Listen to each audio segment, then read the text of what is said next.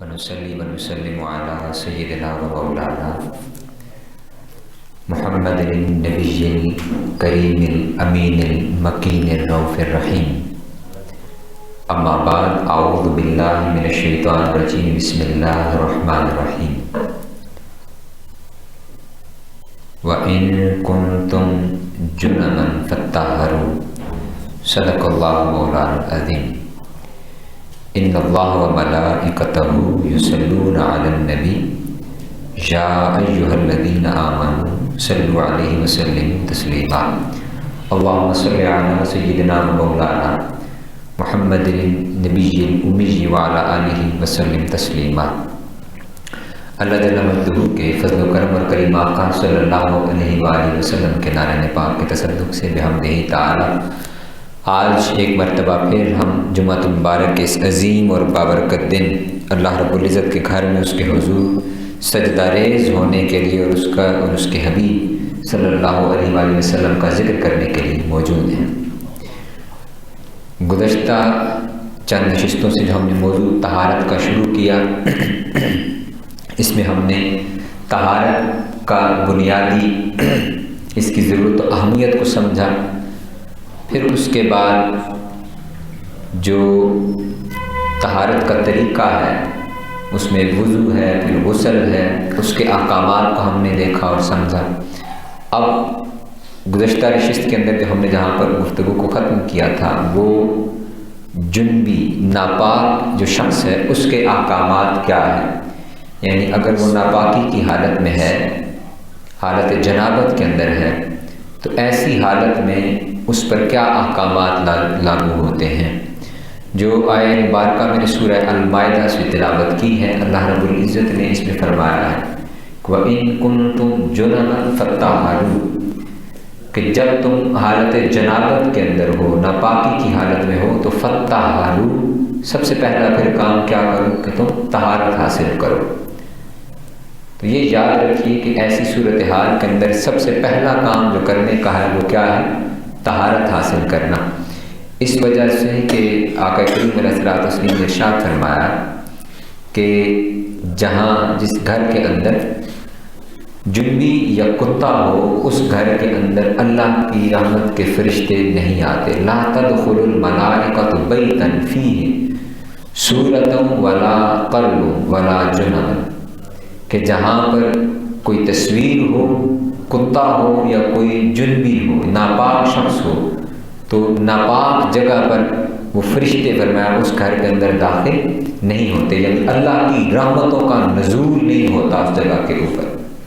شخص ایک ہی ہے، کوئی ایک ہی ہوگا گھر کے اندر اور وہ ناپاکی کی حالت کے اندر گھوم رہا ہے. میں یہ بات اس لیے کر رہا ہوں کہ آج کل کے اس دور کے اندر ہم نے دیکھا ہے کہ کچھ نوجوان بچے وہ اس بات کو بہت زیادہ اہمیت نہیں دیتے.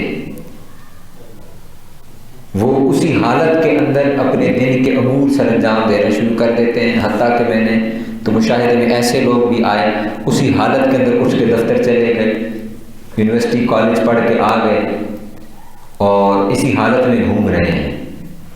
تو ایسا کرنا اور ایسا رہنا کہ انسان نے بہت سارے امور سر انجام دینے ہیں، بالخصوص اللہ کے حضور پیش ہونا ہے، اللہ کا نام لینا ہے، نماز پڑھنی ہے، تو وہ جائز نہیں ہے. اور حتیٰ کہ کلام پڑھنا ہے اللہ کا تو وہ بھی جائز نہیں ہے. نام تو لیا جا سکتا ہے لیکن نام لینا بھی وہ صرف جائز ہے، اجازت ہے اس کی. تو اس لیے اس کا اہتمام ضروری ہے کہ حالت جنابت کے اندر جب بھی ہے تو سب سے پہلا کام یہ ہے کہ طہارت حاصل کی جائے. پانی اویلیبل ہے تو سب سے پہلے انسان طہارت حاصل کرے. یہ اس کی تعلیم ہم اپنے بچوں کو، نوجوانوں کو آگاہی اس کی دینا بہت ضروری ہے کہ اسی حالت کے اندر چلتے پھرتے رہنا اور کھانا جو ہے وہ اسی طرح اسی حالت میں. فرمایا کہ جس جگہ پر وہ شخص ہے وہاں پر فرشتے نہیں آتے، اللہ کی رحمتوں کا نزول نہیں ہوتا. اور اسی پر میں نے عرض کیا تھا کہ گھر کے اندر اسی طرح کا جو باقی ماحول ہے اس کو بھی پاکیزہ بنائیں. پاکیزہ سے مراد یہ ہے کہ کپڑے ہیں اور خدا نخواستہ ان پر اگر غلاظت کسی پر لگی ہوئی ہے، چاہے وہ چھوٹے بچوں کی بھی ہیں، تو ان کو جلد از جلد دھو دیا جائے، صاف کیا جائے. وہ یہ نہ ہو کہ وہ ناپاک کپڑے وہ اسی حالت میں رہیں، تو جہاں جہاں انہوں نے رہنا ہے وہاں پھر وہ نہ فرشتوں نے آنا ہے نہ اللہ کی رحمت نے آنا ہے۔ یہ ایک بہت بڑی وجہ ہے۔ ہمیں گلے اور شکوے رہتے ہیں کہ جادو ٹونا تعویذ کسی نے کر دیا ہے جی، تو یاد رکھیے کہ کوئی کرے یا نہ کرے، کسی کے کرنے سے ہو یا نہ ہو، یہ اس مسئلہ کو بھی سمجھ لیں، کسی کے کرنے سے کوئی جادو ٹونا یا تعویذ دھاگا کسی کے کرنے سے ہو یا نہ ہو، ہم اپنے اوپر سب سے پہلے خود کر لیتے ہیں۔ ایک صورت میں نے یہ عرض کی ہے حالت جنابت والی، اور ایک صورت وہ نماز نہ پڑھنے سے اور قرآن کی تلاوت گھر کے اندر نہ کرنے سے، کہ جس گھر کے اندر اللہ کے کلام کی آواز بلند نہیں ہوتی تو وہاں پر کس نے آنا ہے؟ آپ اس کو یوں تصور کو سمجھیے نا کہ دیکھیے، جہاں آپ نے اللہ کا نام بلند کیا، اللہ کی کلام پڑھی اور اللہ کے کلام کی آواز بلند کی، تو وہاں پر تو فرشتوں کا نزول ہو گیا، اللہ کی رحمتوں کا نزول ہو گیا۔ اب اس کو الٹ کر لیں کہ جس جگہ اللہ کا کلام نہیں پڑھا گیا تو وہ جگہ تو شیطان کے لیے اور ابلیس کے لیے اور شریر جنوں کے لیے سب سے بہتر جگہ ہے کہ آپ نے تعوذ نہیں پڑھنا وہاں پر، تو شیطان کو وہاں سے بھاگنا نہیں، ڈر نہیں، وہ تو باقی دوستوں کو بھی بلا کے لائے گا کہ آئیے اس جگہ پر رہائش اختیار کریں، نہ یہاں اللہ کا نام لیا جاتا ہے نہ اس کا کلام پڑھا جاتا، یہ بہترین آماجگاہ ہے، اس گھر کو اپنا مسکن بنائیں، محل بنائیں۔ اب شریر جن شیاطین وہ جب گھر کے اندر آئیں گے تو وہ خیر و برکت لے کر کے آئیں گے، ان کے آنے سے خیر و برکت نہیں ہوگی، وہ ان کے آنے سے جب پریشانیاں ہونی ہیں تو ہمیں لگتا ہے کہ شاید کسی نے جادو کر دیا ہے، کسی نے تعویذ کر دیا ہے، وہ کسی نے میں نے کہا کہ کیا ہو یا نہ کیا ہو، ہمارے اپنے اعمال کی وجہ سے وہ ضرور ہوا ہوتا ہے۔ اپنے گھروں کے اندر اپنے گھروں کو ویران نہ کریں، گھروں کے اندر تلاوت کا معمول بنا، نماز گھر کے اندر پڑھی جائے، کہ گھر کے باقی باشندے جو ہیں وہ گھر کے اندر نماز کا معمول ضرور بنائیں۔ اور اسی طرح پھر طہارت ہے کہ اگر گھر کے اندر طہارت کا معمول نہیں ہے تو تب بھی فرشتوں نے نہیں آنا، اللہ کی رحمتوں کا نزول نہیں ہونا وہاں پر، تو اللہ کی رحمتوں نے نہیں آنا تو پھر وہاں پر کیا آئے گا؟ شیاطین، شریر جن، ان کی یہ پسندیدہ جگہ ہیں، انہوں نے آ کر کے وہاں رہنا۔ یہ بات وہ ہمارے دوست وہ مثال دیتے ہوتے ہیں، اکثر کچھ دوست اس سے اتفاق نہیں بھی کرتے، وہ کہتے ہیں کہ پرانے دور کے اندر گاؤں دیہاتوں کے اندر ہم قضائے حاجت کے لیے گھروں سے باہر جایا کرتے تھے۔ اب یہ یاد رکھیے، یہ فقہ کا مسئلہ ہے کہ یہ جو پاخانہ ہے خشک، یہ جنوں کی خوراک ہے، گوبر وغیرہ، ہڈیاں، یہ جنوں کی خوراک ہے۔ تو وہ کہتے ہیں کہ پہلے ہم گھروں سے باہر جایا کرتے تھے، تو لہٰذا جن وغیرہ جو ہیں ان کا گھروں کے اندر کوئی کام نہیں تھا کہ ان کے لیے خوراک باہر میسر ہے، وہ باہر ہی جائیں۔ اب ہم نے پھر کیا کیا کہ یہ واش رومز گھر کے اندر بنانا شروع کیے، اور پھر گھر کے اندر نہیں، ہم اب کہتے ہیں کہ ہر کمرے کے ساتھ اٹیچ باتھ روم ہونا چاہیے۔ اب آپ اندازہ لگائیں، بچہ ہے اس کو بھی ہم نے پیمپر لگایا، وہ بھی پورا تھیلا جو ہے وہ پورا دن کیری کرتا ہے اپنے ساتھ، اٹھا کے لے کے گھومتا رہتا ہے وہ بھی۔ پھر ہمیں گلہ ہے کہ گھروں کے اندر خیر و برکت نہیں ہے۔ یہ بات کچھ آئی ہے، کہیں پہ سمجھ آئی ہے آپ کو یہ بات؟ یہ پہلے سنی ہے کبھی آپ نے اس انداز کے اندر یہ بات؟ ہم تصور ہی نہیں کرتے، ہمارا دھیان ہی نہیں جاتا اس طرح۔ طہارت کو لازمی، طہارت کو اپنانا، کیوں کہ اس کو سمجھے نا کہ اللہ کا نور ہے، اللہ کی رحمتیں ہیں، تو وہ نور صاف جگہ پر آئے گا، اس کی رحمت صاف پاک پاکیزہ جگہ پر آئے گی، جو جگہ جو انسان پاک نہیں ہے۔ اور پھر اسی طرح دل کا معاملہ ہے کہ دل بھی جتنا پاک ہوگا اس میں اتنا ہی اللہ کی رحمتوں کا اور اس کے جلووں کا نزول ہوگا۔ تو یہ ظاہر و باطن کی طہارت ہے، یہ اسلام ہے، یہ اسلام کی تعلیم ہے۔ آقا کریم علیہ الصلوۃ والتسلیم کی ذات مبارکہ ہمارے لیے نمونہ ہے کہ آپ خدا نخواستہ اللہ پاک معاف فرمائے کہ نعوذ باللہ کہ بالکل صاف ستھرے پاکیزہ، کوئی ایسے نہیں گندے بندے، آپ نے ساری عمر بڑی نفاست کے ساتھ، خوبصورتی کے ساتھ اور طہارت کے ساتھ بسر کی، اور اللہ نے آپ کو کتنا نفیس بنایا کہ آپ کے بدن اطہر کے اندر خوشبو رکھ دی، بدن اطہر کے اندر، کہ بدن سے بھی خوشبو آئے اور پھر پسینہ آیا تو اس سے بھی خوشبو آئے۔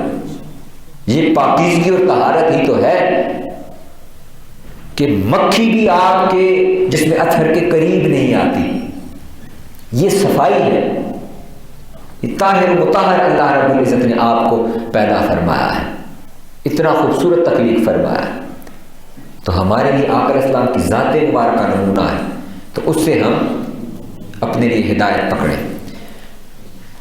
تو عرض کر رہا تھا کہ جو اللہ نے فرمایا وَإِن كُنتُمْ جُنَبًا فَطَّهَّرُوا، کہ حالت جنابت کے اندر سب سے پہلے کیا کرنا؟ طہارت حاصل کریں، اس کو پینڈنگ نہیں رکھنا، چھوڑنا نہیں ہے کہ جی ٹھیک ہے باقی کام دن کے شروع کر دیں، جب وقت ملے گا تو پھر غسل کر لیں گے، نہیں، پہلی پریورٹی اس کی ہے، ہر کام میں پھر خیر و برکت ہے۔ اب ہم نے کہا کہ جنبی کے لیے جو کچھ احکامات ہیں، تو پہلی بات تو یہی ہے کہ حضرت عبداللہ بن عمر رضی اللہ عنہما سے روایت ہے کہ آقا کریم علیہ الصلوۃ والتسلیم نے ارشاد فرمایا کہ جنبی اور حائضہ یہ قرآن مجید نہیں پڑھ سکتے۔ سب سے پہلا حکم ان کا یہ ہے کہ حالت جنابت کے اندر تلاوت قرآن نہیں کی جا سکتی۔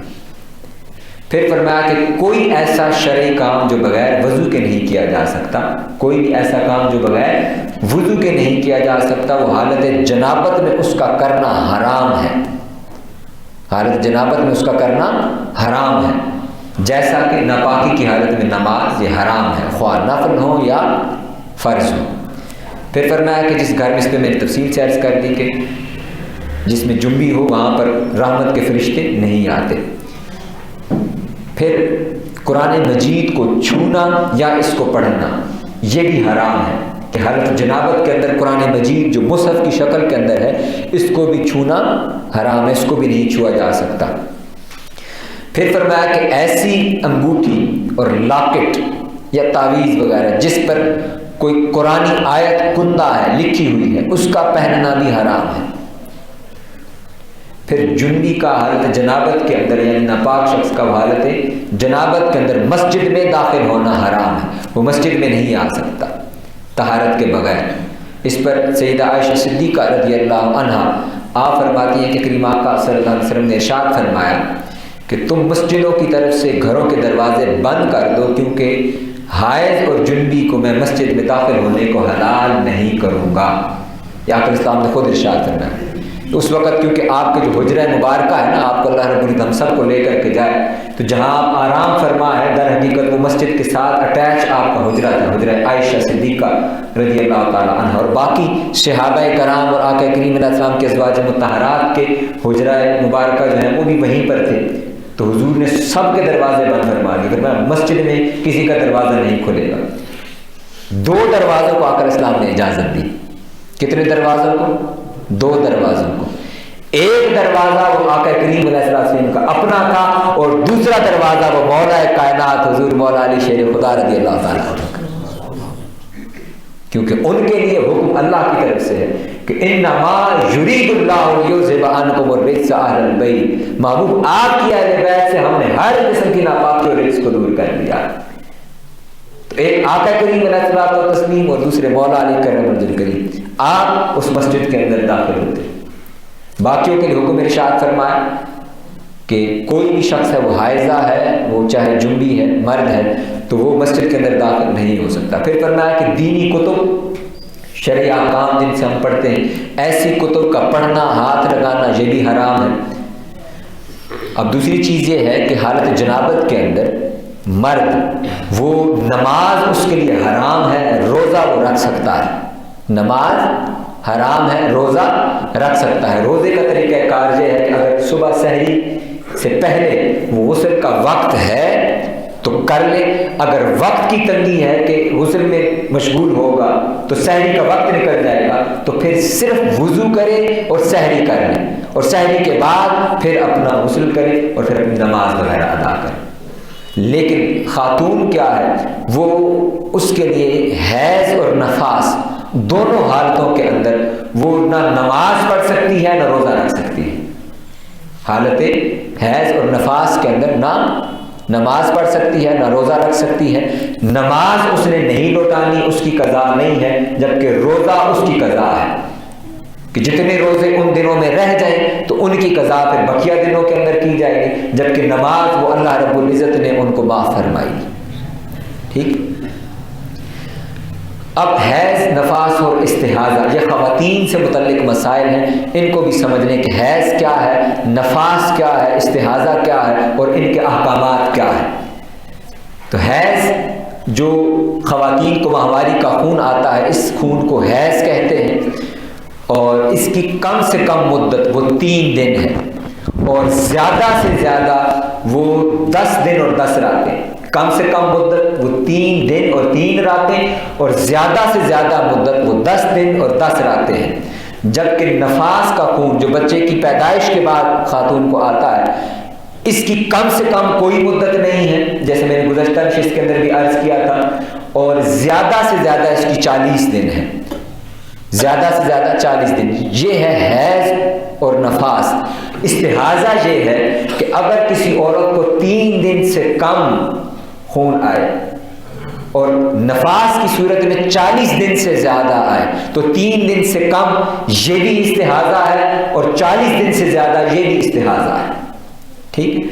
اور پھر اس کے بعد یہ ہے کہ اگر عورت کو, کیونکہ خواتین کو ان کی اپنی عادت کا معمول کا علم ہوتا ہے کہ کوئی خاص دن ہے, اتنے ہی دنوں کے اندر اور ایک خاص تعداد کے دنوں کے اندر, یعنی 3 دن 4 دن 5 دن اتنے ہی دن ان کا وہ ماہواری کا خون ہے, حیض کا خون ہے. تو فرمایا کہ اگر وہ اس عادت سے ہٹ کر خون آئے تو وہ بھی استحاضہ ہے.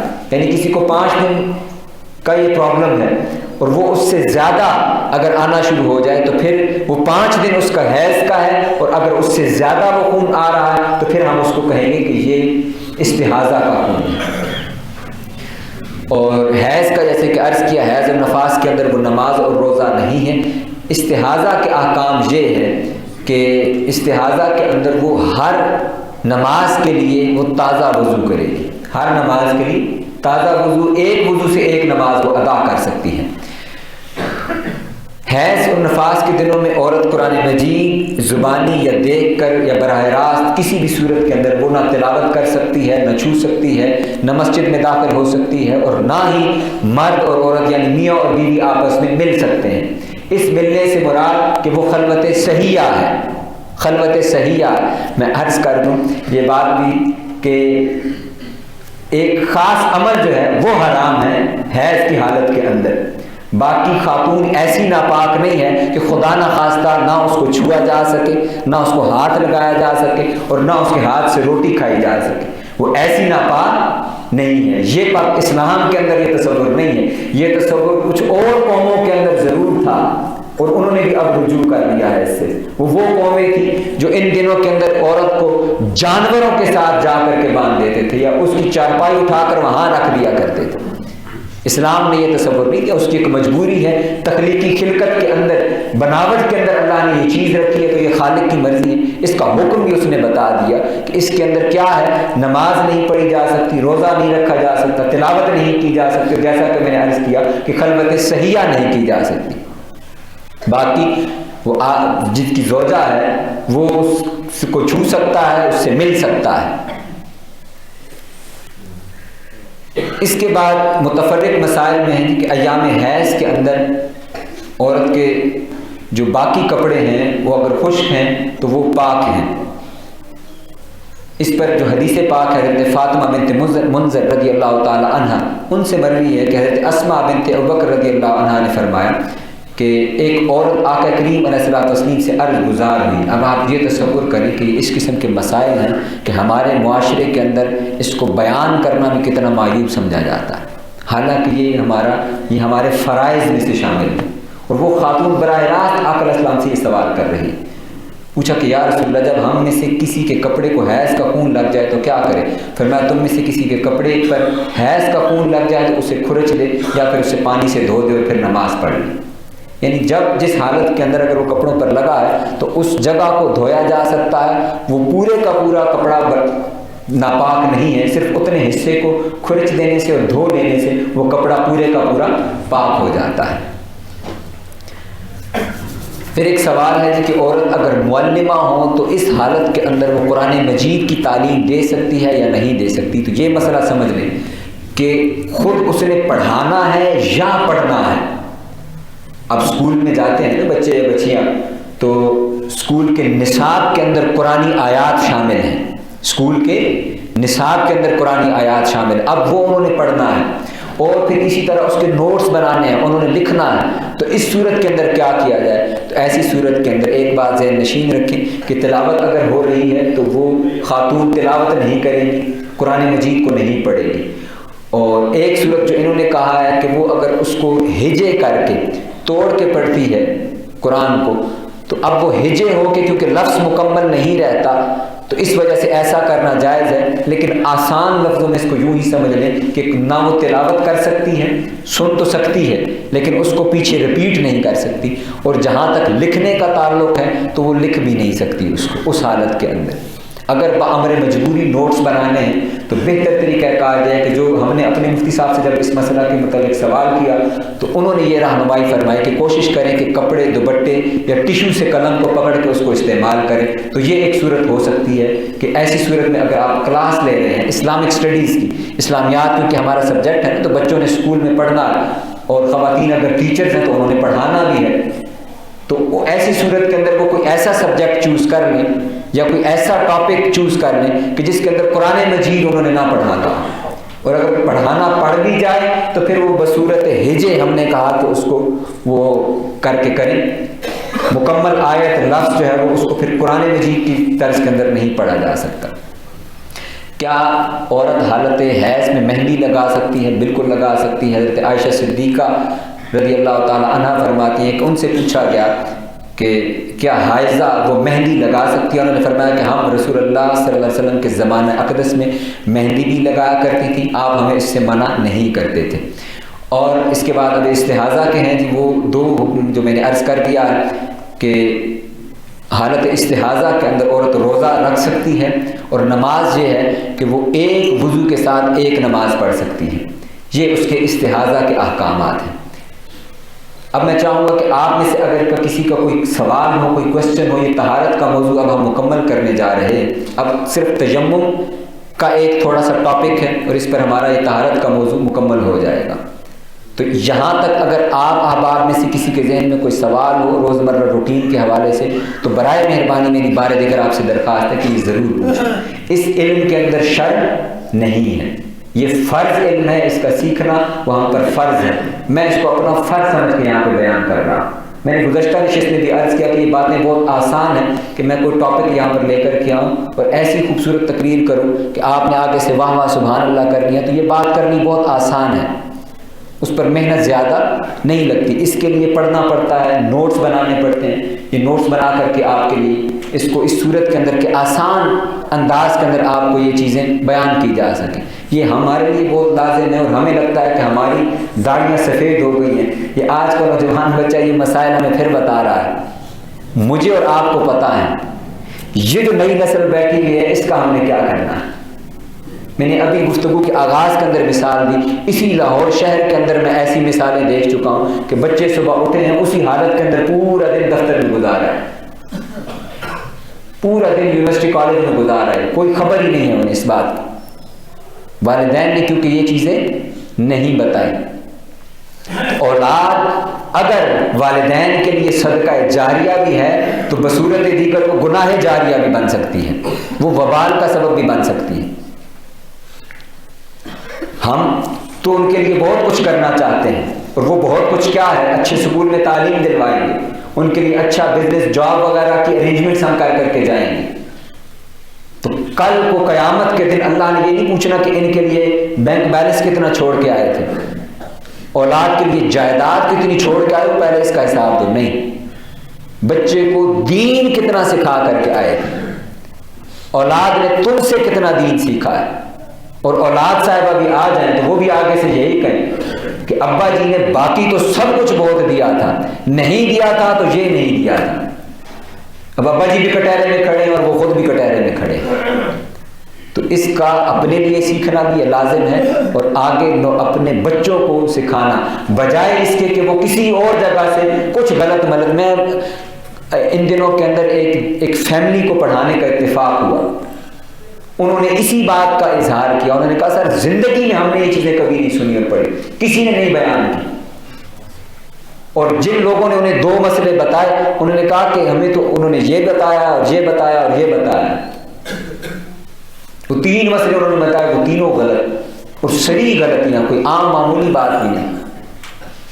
اور آگے کہنے والے نے کہا میں نے پڑھ رکھا ہے، آپ تسلی رکھیں، کوئی ایسی بات نہیں.